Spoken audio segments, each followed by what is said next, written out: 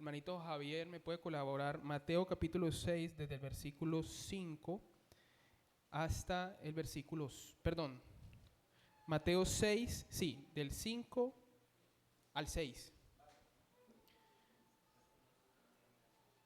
Y luego el hermano Gildardo, Mateo 6, 16 al 18.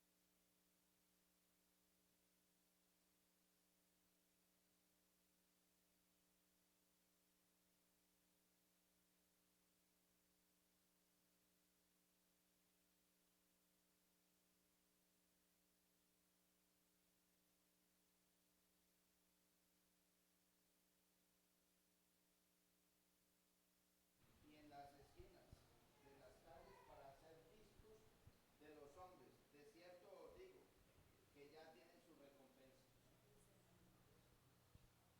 Mas tú cuando ores, entra en tu aposento y cerrá la puerta, ora a tu Padre que está en secreto, y tu Padre que ve en lo secreto te recompensará en público. 16 Mateo 6, 16. al 18. ¿No? Al 18. Hasta el 18. ¿Sí? Cuando ayunéis, no seáis austeros, como los hipócritas, porque ellos desnudan su rostro para mostrar a los hombres que ayunan. De cierto os digo que ya tienen su recompensa. Pero tú cuando ayunéis, unge tu cabeza y lava tu rostro, para no mostrar a los hombres que ayunáis, sino a tu Padre que está en secreto. Y tu Padre que ve en lo secreto te recompensará en público. Amén. El Señor bendiga la lectura de su palabra. Vamos a orar. Señor y Dios de los cielos, Padre, gracias nuestro buen Dios, porque en tu infinita bondad y tu buena voluntad has permitido que estemos juntos, Señor, en esta mañana. Te rogamos, Señor, que conforme es tu anhelo, derrames bendición sobre tu pueblo y edificación para tu iglesia. Te rogamos, Señor, que tú seas glorificado, que el nombre de Cristo sea exaltado, que nuestros corazones sean confrontados con la Escritura y que podamos ser moldeados más y más a la imagen de nuestro amado Salvador. Que podamos ser sal y luz en este mundo, Señor, que es oscuro e insípido, y te rogamos, nuestro buen Dios, que obres conforme tu buena voluntad en cada uno de nosotros. Te pedimos, Señor, estas cosas rogándote en el nombre de Jesús. Amén. Bueno, mis hermanos, yo me imagino que se acuerdan que la última vez que estuve por acá estuvimos hablando de... ¡Ay! Yo creo que sí me va a tocar hacer la introducción entonces. Estuvimos hablando de el Sermón del Monte. Estuvimos viendo algunas cositas, generalidades, estuvimos pasando por ahí por el sermón. Y estamos leyendo otra vez Mateo capítulo 6, que está dentro del Sermón del Monte. Recuerden que el Sermón del Monte va desde Mateo capítulo 5, pasa a Mateo capítulo 6, termina Mateo capítulo 7. Y habíamos dicho que en estos capítulos, en este sermón del que hemos hablado, el Señor presenta el reino de Dios.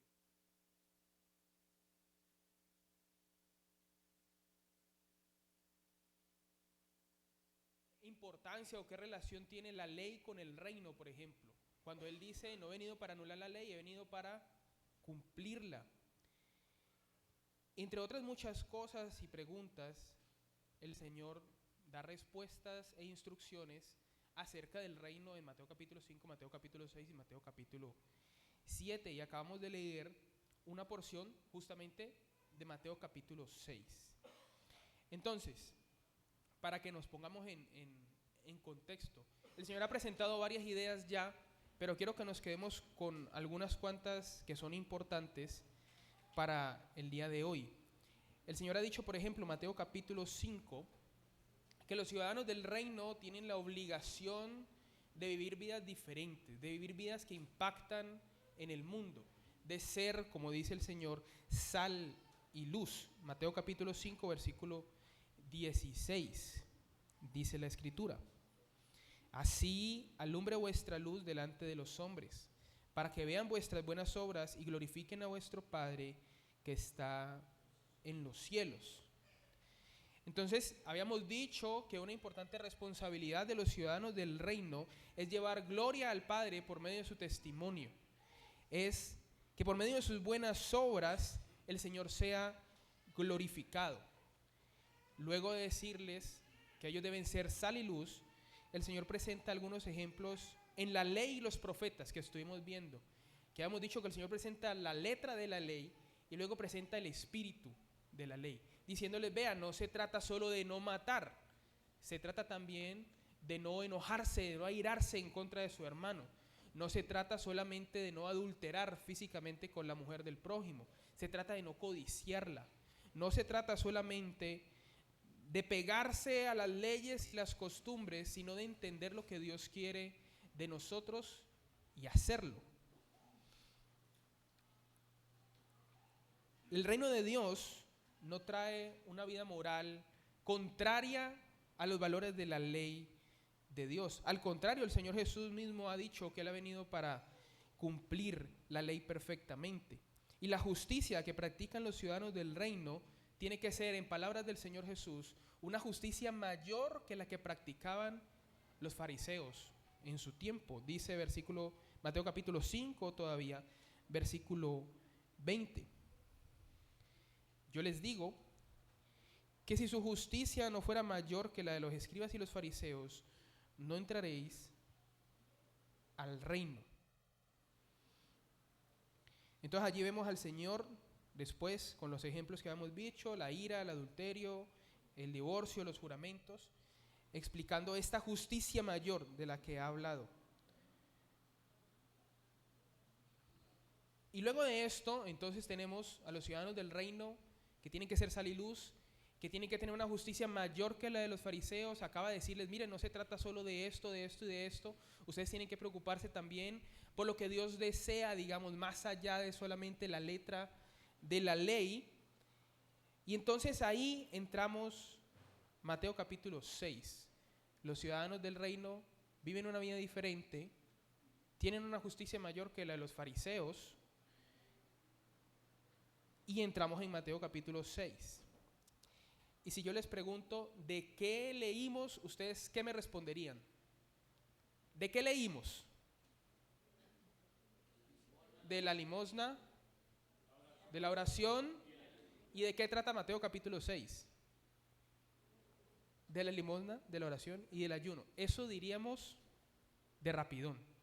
Cuando leemos así, de la manera que leemos, no digo que leamos mal, a veces leemos mal, pero cuando leemos rápidamente Mateo capítulo 6, pensamos que el Señor está hablando de tres cosas diferentes, así como del pasón, y dice: no, pues cuando limosnen hagan esto, y cuando oren hagan esto, y cuando ayunen hagan esto. Pero si leemos con cuidado, nos vamos a encontrar que Mateo capítulo 6 empieza con una brújula que nos dice hacia dónde el Señor va a apuntar en el resto de la sección, digamos, que Él va a estar tratando. Él dice, Mateo capítulo 6, versículo 1. ¿De qué se trata Mateo capítulo 6? Bueno, de esto: guardaos de hacer vuestra justicia delante de los hombres para ser vistos de ellos.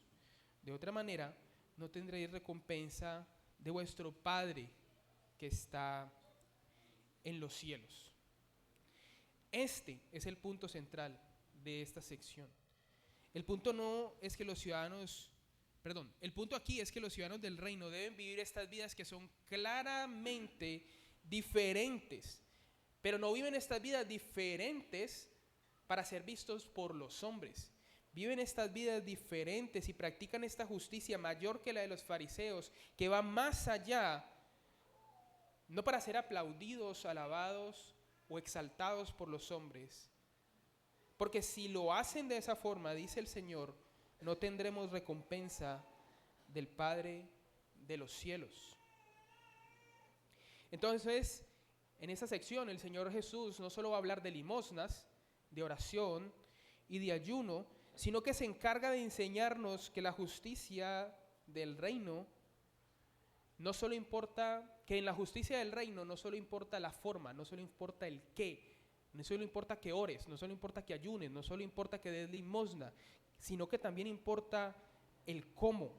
Las motivaciones que hay detrás de las prácticas de la justicia son igual o incluso más relevantes que la misma práctica de la justicia. Y el Señor usa 3 ejemplos. Mi hermano me colabora con la diapositiva. Entonces el Señor va a usar 3 ejemplos: la oración, las limosnas y el ayuno. Y los 3 ejemplos tienen más o menos, tienen la misma estructura realmente. Entonces vamos a mirar cómo el Señor divide estos 3 ejemplos y luego vamos a revisar algunas cosas más.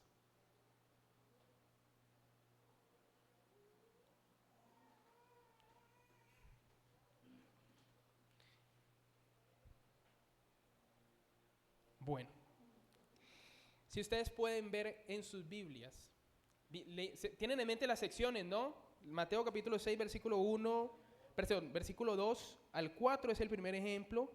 Versículo 5 al 8 al 6 es el segundo ejemplo. Luego desde el versículo 7 al versículo 15 hay una especie de paréntesis.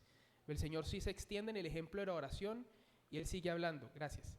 Él sigue hablando acerca de la oración, pero eso es una especie de paréntesis, digamos que Él habla acerca de la oración. Y luego el tercer ejemplo lo presenta Mateo capítulo 6, versículo 16 al 18. Ahí están los 3 ejemplos. Espero que todos alcancen a leer, espero. Igual está en sus Biblias, ¿no? El objetivo es de pronto que sea un poquitico más visual ahora que vamos avanzando. Entonces, dale a la siguiente, porfa. Los 3 ejemplos están divididos en 2 partes cada uno. Y digamos que lo que los separa es ese contraste que el Señor hace. Entonces es la primera parte y luego dice, más cuando tú, y viene la segunda parte. En el segundo ejemplo viene la primera parte, luego más tú, y viene la segunda parte. Tercer ejemplo, lo mismo. Los 3 ejemplos están como partiditos a la mitad los 2. Y los 3 ejemplos, todos tienen de primero una acción. Dale la siguiente, porfa. Y entonces empezamos con una acción. Primer ejemplo, dale la siguiente. Dar limosna. Segundo ejemplo, orar. Y el tercero, ayunar. Entonces tenemos en cada uno de los 3 ejemplos acciones visibles, cosas que se pueden ver. Dar limosna, orar, ayunar.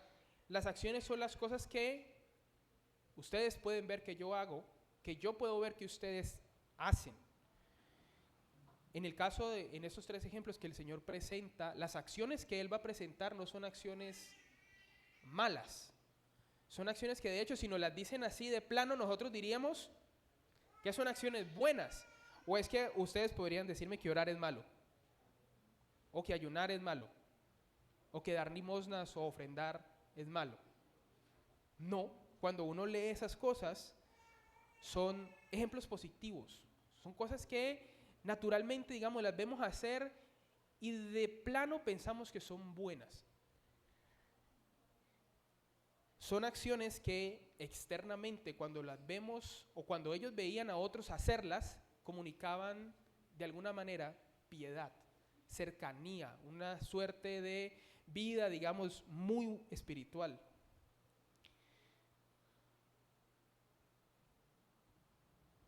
Luego de presentar estas acciones que aparentemente son buenas, que comunican piedad de manera externa, el Señor va a presentar una ilustración que ya no parece tan buena realmente.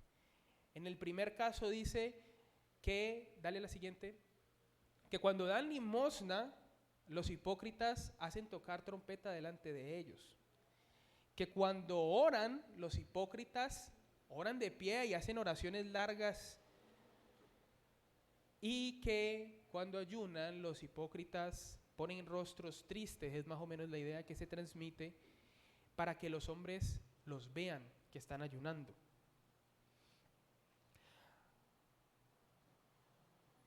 Aparecen en nuestra historia, ya no solo tenemos acciones buenas, sino un grupo de personas que el Señor identifica como hipócritas.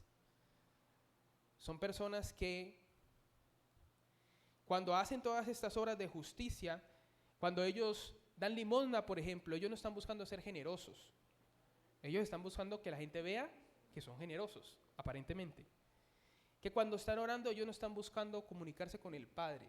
Ellos están buscando que los otros los vean. El Señor revela con estas ilustraciones algo impactante o algo que se nos escapa, digamos, de primeras. Que las cosas buenas que ellos hacen supuestamente no son tan buenas. Y no es que orar esté mal, no es que ayunar esté mal, y no es que dar limosna sea algo malo. El problema que tienen estas personas no es un problema con sus acciones. El problema que tienen estas personas es un problema más profundo que solamente las acciones. Porque si usted les pregunta, ellos oran, ¿cuál es la respuesta? Sí, oran y bastante. Ellos ayunan, ¿cuál es la respuesta? Sí, ayunan y bastante. Ellos dan limosna, probablemente bastante, porque si usted va a hacer tocar trompeta delante de usted para dar una moneda de 50 pesos, está complicado, ¿cierto? Entonces miren que estas personas no tienen falencias solamente en la forma, no tienen falencias en lo externo, en las acciones. Estas personas hacen cosas espirituales y las hacen, entre comillas, bien. El problema que el Señor va a presentar es un problema mucho más profundo que las acciones. El problema que el Señor va a presentar es un problema en el corazón. Y entonces viene la tercera parte de los ejemplos. La motivación. ¿Por qué dan limosna a estas personas? ¿Por qué oran? ¿Por qué ayunan?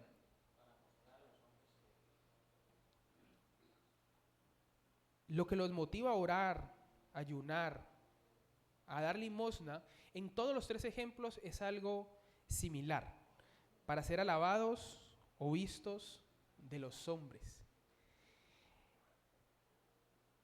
Ya lo habíamos dicho, pero ahora queda muy claro. Se pueden hacer cosas externamente buenas con motivaciones terriblemente equivocadas y perversas. Nosotros estamos muy acostumbrados, mal acostumbrados, a juzgar la vida de los otros y la vida de nosotros mismos basándonos en ¿qué? En las acciones visibles. Ay, mira el hermanito como ofrenda, siempre ofrenda. Ay, mira el hermanito cuando se para a orar como ora de lindo. Mira el hermanito como predica de chévere, de bueno. ¿Qué son todas esas cosas? Acciones externas, ¿cierto? El punto en el que vamos a profundizar más adelante es acerca de lo que motiva, lo que impulsa a estas personas a hacer todas nuestras prácticas, a hacer sus prácticas. Y la primer pregunta que quiero que ustedes piensen, mediten en esta mañana, tarde ya casi, es ¿por qué? ¿Por qué ustedes hacen lo que hacen? ¿Por qué hacemos lo que hacemos? ¿Qué los impulsa o qué nos impulsa a vivir las vidas que vivimos? ¿Por qué vienen a la iglesia? ¿Por qué ofrendan los domingos? ¿Por qué te sientas a la cena y tomas el pan y tomas la copa? ¿Por qué vas y predicas? ¿Por qué te paras en un púlpito? ¿Por qué va y visita al hermano? ¿Por qué? ¿Por qué? ¿Por qué? Preguntémonos, ¿por qué? ¿Por qué hacemos lo que hacemos? Esa es la primera pregunta que quiero que se quede en sus corazones en esta mañana. ¿Por qué? ¿Por qué? Luego, ya terminamos la primera parte. Habíamos dicho que los ejemplos estaban divididos en dos, ¿no? La primera parte, luego un contraste y luego la segunda parte. Yo empecé a las 1:30, ¿cierto? ¿Sí? Bueno, entonces, las dos partes de los ejemplos son iguales. Empiezan con una acción, luego hay una ilustración y luego presenta la motivación. Entonces ya vimos la primera parte de todos los ejemplos. Vamos a ver la segunda. Otra vez, luego del contraste, dale, más tú, cuando tú, tal, tenemos otra vez una acción. Pregunta, ¿la acción cambió en cada ejemplo? No. Dale la siguiente. Son las mismas. Cuando es limosna, cuando ores, cuando ayunes, cuando ayunes. Entonces vea que la acción no es el factor diferencial aquí. La acción es la misma. Los hipócritas oran de una forma, ahorita el Señor va a presentar otros que también van a orar, que también van a dar limosna, que también van a ayunar. Vamos a ver entonces qué es lo que cambia. Luego tenemos otra vez la ilustración, la forma como se presenta. Y de nuevo, las cosas van más allá de la forma, va más allá de la acción. El asunto aquí, por ejemplo, con la oración, dale la siguiente. No es que la única oración que vale es cuando usted se encierra en la habitación solo y que ni esté su esposa, porque entonces esa oración, nanay, porque el Señor dice que tiene que ser cerrada la puerta y en privado. ¿Será eso? Yo no creo, de hecho, no solamente es que no crea, no solamente es que sea una práctica de nosotros. Tenemos ejemplos en las Escrituras, por ejemplo, con la oración y con el ayuno, de grupos de hermanos que juntos oran, ayunan y el Señor bendice eso. Entonces, por ejemplo, cuando Pablo y Bernabé van a ser enviados a la misión, están un grupo de hermanos, están orando, están ayunando y el Espíritu dice, apartadme a Pablo y a Bernabé. Siguen orando, siguen ayunando y los despiden a su viaje. Entonces estaba mal la oración de Pablo, de Bernabé y de los otros dos hermanos y su ayuno, porque no fue en secreto, porque los cuatro sabían que estaban orando, los cuatro sabían que estaban ayunando. Eso es lo importante. Eso no es lo importante ahorita. No quiero decir que con estos ejemplos no podamos tener recomendaciones prácticas de cómo orar, cómo ayunar, cómo dar limosna, pero ese no es el punto crucial, porque existen oraciones públicas. Entonces, ¿vamos a dejar de orar en público? No, la Escritura también nos dice que se puede orar en público, por ejemplo. Con las limosnas o con las ofrendas, para cambiar un poco el ejemplo. Los de Filipos le envían una ofrenda, ¿sí se acuerdan? Los de Filipos le envían una ofrenda, ¿a quién? A Pablo. Pablo les escribe una carta y les dice al final del capítulo, hey, gracias por la ofrenda porque me ha sido de mucha ayuda, a pesar de que sé vivir con lo poco, a pesar de que sé vivir con lo mucho, ustedes me han llenado. Pues les cuento que esa ofrenda no fue muy discreta, que digamos, porque ahora 2000 años después nosotros supimos que los de Filipos les dieron una ofrenda a Pablo. ¿Sí? Sí me hago entender lo que estoy tratando de decir cuando el Señor dice que tu izquierda no sepa lo que hace tu derecha, no quiere decir que entonces si alguien supo, entonces ya la ofrenda no sirvió. Ese no es el tema. Esto va mucho más allá de las formas. Estos son, por eso los llamé así, ilustraciones, son ejemplos de una manera en la que se puede hacer, pero no es solo el ejemplo, no es solo la forma. Lo importante es lo que viene después. ¿Por qué lo hacen así? ¿Por qué el que ora aquí, por qué el ejemplo del Señor, la oración en privado, es en privado? Bueno, volvemos a la pregunta, ¿por qué? ¿Por qué deberíamos orar? ¿Por qué deberíamos dar limosnas? ¿Por qué deberíamos ayunar? ¿Por qué deberíamos ofrendar? ¿Por qué deberíamos vivir estas vidas piadosas que el Señor ha dicho que los ciudadanos del reino tienen que vivir? Pues son sal y luz. ¿Por qué? Y la respuesta es la misma para los tres ejemplos, dale al final. Para ser vistos por Dios, para buscar su bendición. Acerca de este pasaje comenta un hermano: en este pasaje Jesús no está hablando sobre la necesidad de ofrendar. Jesús está llamando a sus oyentes a reflexionar en la motivación que los lleva a ofrendar. Jesús no está enfocado a desafiarlos a orar. Jesús está enfocado en que sus seguidores busquen descifrar qué es lo que los lleva a orar. Jesús no está centrado aquí en que la gente ayune. Lo que Jesús está intentando hacer es que sus discípulos se cuestionen: ¿yo por qué ayuno? ¿Por qué? Es la gran pregunta que nos lleva a desenmascarar nuestra realidad interior, y es justamente el tema primario que Jesús desarrolla en esta sección de Mateo. Ese es el tema de esta sección y el tema en el que quería que meditáramos. Hermanos, tenemos que reflexionar seriamente nuestras motivaciones al hacer, actos de justicia, porque corremos el riesgo. Una de las primeras cosas de por qué esto es importante es que corremos el riesgo de caer en el costumbrismo y hacer las cosas porque toca.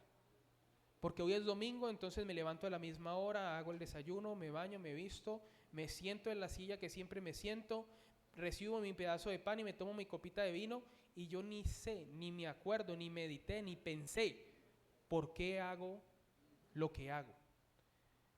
Puede ser, de hecho tengo una historia de un amado hermano que nos contaba que durante un año hizo sus devocionales, digámoslo así, religiosamente todos los días en la mañana, 1 hora sin interrupciones, sin celular, sin música, sin nada.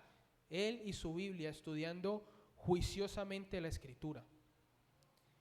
Y un día meditando se dio cuenta que él no estaba haciendo eso para acercarse más a Dios, que él lo estaba haciendo para check, hoy hice mi devocional.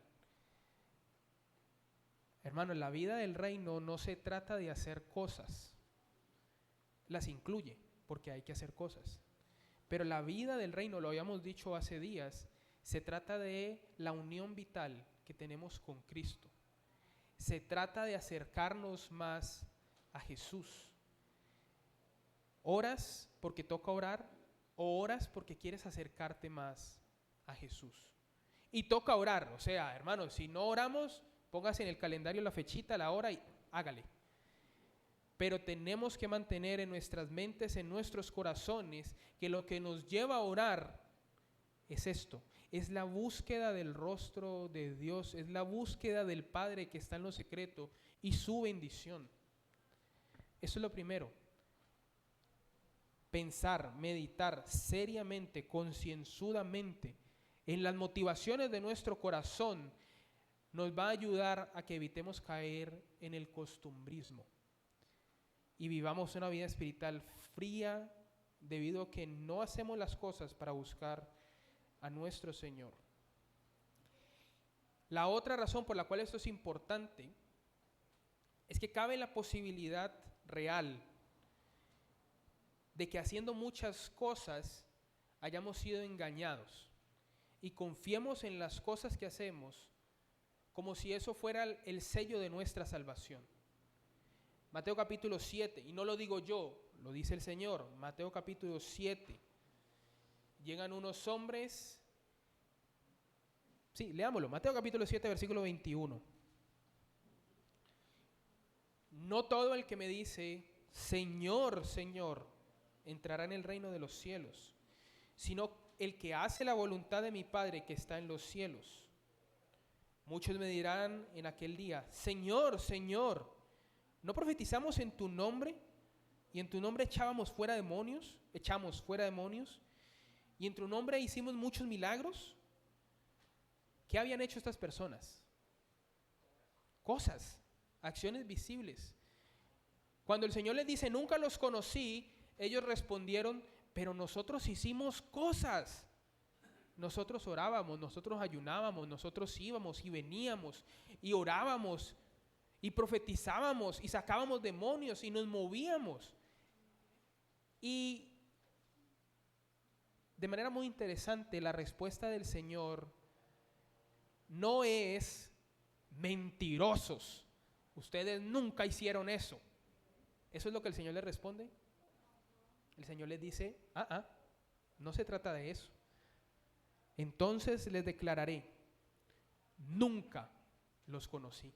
Apartaos de mí, hacedores de maldad. No se trata de hacer. Se trata de la unión vital que tenemos con Cristo.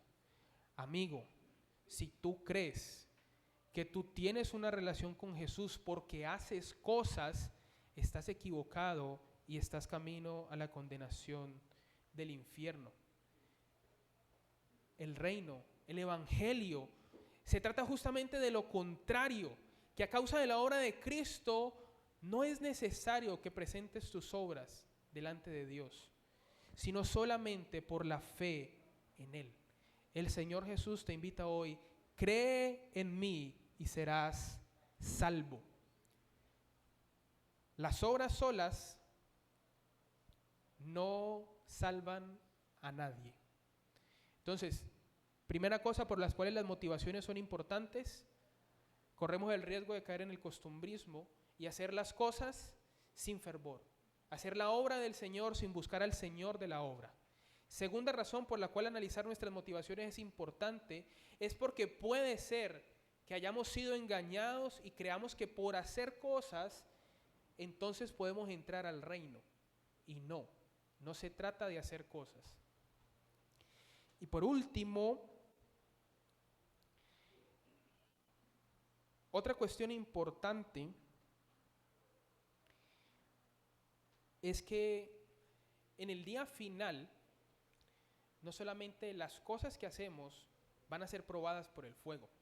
1 Corintios capítulo 3, capítulo 3 y 4. No nos vamos a detener sobre eso porque... Pero 1 Corintios capítulo 3 es lo que se ha llamado el tribunal de Cristo, ¿cierto? Donde la obra de cada uno va a ser probada, dice la Escritura. Sí, capítulo 3.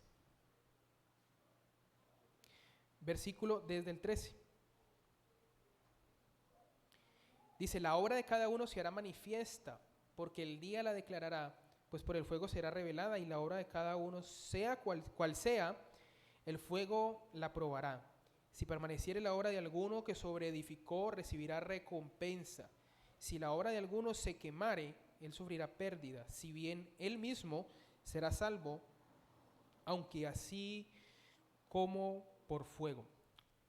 De nuevo, no nos vamos a detener mucho, pero entendemos que lo que el apóstol Pablo está diciendo es que lo que hagamos en el cuerpo, un día va a ser probado. Un día va a ser, dice, declarado por el fuego. Y él pone el ejemplo, él dice, si usted lo que hizo fue madera, heno o hojarasca, pues ¿qué va a pasar cuando eso le metan candela? Se va a quemar.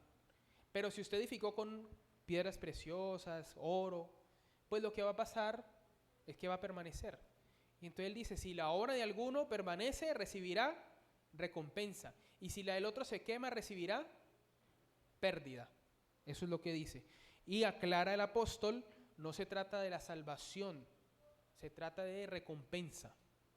De nuevo, no nos vamos a detener mucho ahí. Pero capítulo 4, el apóstol sigue hablando y dice algo muy interesante en el versículo 5. Así que, 4:5, así que no juzguéis nada antes de tiempo, hasta que venga el Señor, el cual aclarará también lo oculto de las tinieblas y manifestará las intenciones de los corazones. Y entonces, cada uno, ¿qué? Cada uno recibirá su alabanza de Dios. ¿Qué es lo que se va a manifestar cuando venga el Señor y aclare lo oculto de las tinieblas? Las intenciones del corazón. De hecho, capítulo 3 dice el apóstol Pablo, cada uno mire cómo sobreedifica. Hermanos, de nuevo, cuando pensamos en las obras, pensamos mucho en la parte física. Pensamos mucho en ir, pensamos mucho en caminar, en hacer, en preparar, en predicar, y está bien, hay que hacerlo, esa es la labor que tenemos también. Pero en el día final, no solo las obras, la forma de las obras, las cosas que hicimos, no solo eso va a ser probado por el fuego. Las intenciones con las cuales hacemos lo que hacemos también van a pasar por ahí y van a ser reveladas y van a ser manifiestas. Las motivaciones de nuestro corazón al hacer lo que hacemos un día van a ser manifestadas. No creamos que solo se trata de hacer cosas. De nuevo, les dejo con la pregunta, ¿por qué? De verdad se los digo, a mi vida ha sido un desafío terrible preguntarme por qué. ¿Por qué hago lo que hago? Aún lo bueno. Y les doy un tip. De hecho, no hemos hablado de lo malo, no hemos hablado de las cosas malas, porque esas están claras que no tendríamos que estar haciéndolas. Pero hermano, lo bueno que hacemos, yo los invito. ¿Por qué? ¿Por qué usted lee su Biblia, mi hermano? ¿Porque le enseñaron que un cristiano tiene que leer la Biblia? ¿O porque usted atesora la acrisolada palabra de Dios y quiere llenarse de ella? ¿Por qué ora, mi hermano? ¿Porque le enseñaron que tenía que orar? ¿O usted ora porque usted busca al Padre que está en lo secreto y desea conocerlo más? ¿Por qué damos las ofrendas? Había un ejemplo, justamente el hermano de la cita que les leí, él tiene un libro y pone un ejemplo, y él dice, vea, había una señora que ese domingo había decidido no ofrendar. Lo que sea, había decidido no ofrendar. Y se sentó en la silla.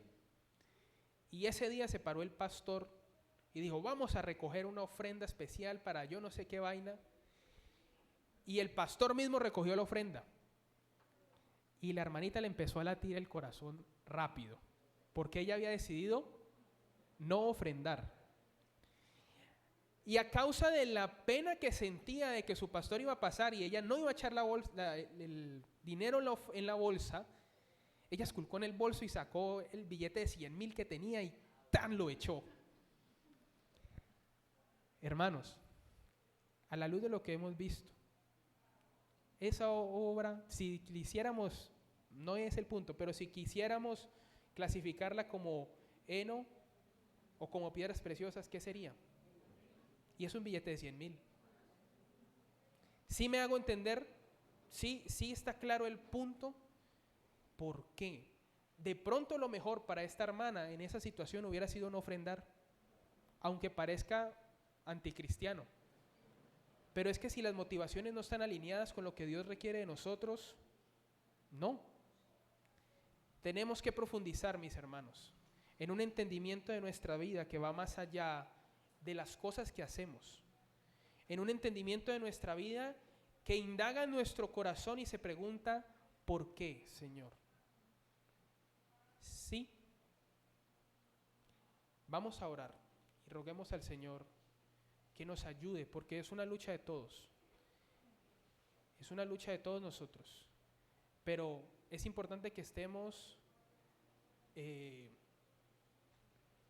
atentos. Señor. De acuerdo a lo que nos está enseñando, muy bien sabemos que Dios no ve la ofrenda del hombre, Dios ve el corazón. Así es. El ejemplo de la viuda, ¿cierto? Todos llegaban y ponían dinero, y la viuda ofrendó las 2 blancas. Y dice el Señor, esa mujer dio más que todos los otros, porque esa dio de su pobreza y los otros dieron de lo que les sobró. ¿Y por qué entonces la viuda daba de su pobreza? Porque quería que la vieran los hombres, dando 2 blancas. Ella ofrendaba con un corazón sincero, generoso. No nos quedemos solo con la oración, con las ofrendas y con la limosna. Esto que hemos visto hoy sirve para cualquier cosa que hagamos en nuestra vida cristiana. ¿Por qué? ¿Por qué hacemos lo que hacemos? Señor y Dios, tú que escudriñas lo profundo de los corazones, Señor. Tú que no miras lo que está delante de los ojos como los hombres, sino que miras el corazón. Tú, Señor, delante de quien no hay nada oculto, quien conoce todas las cosas y un día las manifestará. Te rogamos, Señor, que nos perdones, porque debo reconocer que muchas veces he hecho cosas con motivaciones incorrectas y pecaminosas. Pero te rogamos, Señor, como el salmista, escudriñanos, oh Dios, conócenos, Señor. Ayúdanos para desear, Señor, tu presencia, para desear, Señor, conocerte, para desear, Señor, estar más y más contigo. Ayúdanos, Señor, a tener clara el objetivo de nuestra vida. No hacer cosas, sino buscar, Señor, tu rostro y llevar gloria a tu nombre. Bendice, Señor, a tu iglesia, te rogamos, en el nombre de Jesús. Amén.